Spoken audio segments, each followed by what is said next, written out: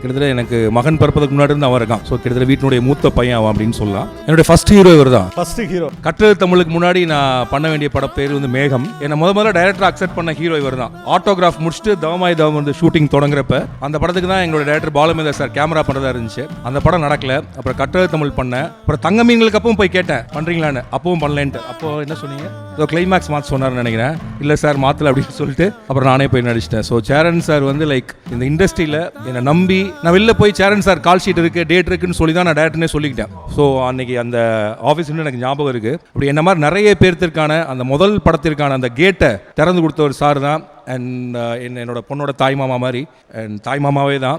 யார் அந்த பையன் அப்படிங்கிறத பார்த்தா இப்போ எல்லாருக்கும் தெரிஞ்சிடும். உங்களுக்கும் மாரி செல்வராஜுக்குமான பாண்ட் இப்போ உங்கள் இந்த படத்துக்கு கூட ஆடியோ லான்ச்லேருந்து எல்லாத்துலேயும் அவர் தான் ஃபுல்லாக நின்று செஞ்சார். எல்லாரையும் கால் பண்ணதுலேருந்து கூப்பிட்டு வாசலில் வந்து எல்லாரையும் கூப்பிட்டு போனதுலேருந்து அவர் ஒரு இயக்குனர் என்பது எல்லாவற்றையும் மறந்து விட்டு அவர் உங்களுடைய ஒரு அசிஸ்டண்டாக உங்கள் தம்பியாக தான் நின்னார். உங்களுக்கும் அவருக்குமான பாண்டிங் எப்படிப்பட்டது? லைக் ஒரு 2005 என்னோட அசிஸ்டன்ட் இப்போ வரைக்கும் அசிஸ்டன்ட். அது அப்படி டிஃபைன் பண்ண முடியாதுன்னு நான் நினைக்கிறேன். Like was with me for long time. கிட்டத்தட்ட எனக்கு மகன் பிறப்பதுக்கு முன்னாடி இருந்து அவன் இருக்கான். ஸோ கிட்டத்தட்ட வீட்டினுடைய மூத்த பையன் அவன் அப்படின்னு சொல்லலாம். எங்கள் அப்பா ஊருக்கும் அவங்க ஊருக்கு நடுவில் ஒரு 6 தான் ஓடிட்டு இருந்துச்சு. இன்னும் சொல்லப்போனால் எங்கள் அப்பாவோட பூர்வீக வீட்டுக்கு என்னை கையை பிடிச்சி கூப்பிட்டு போனது மாரி செல்வராஜ். அந்த ஊருக்கு நான் போனதே கிடையாது.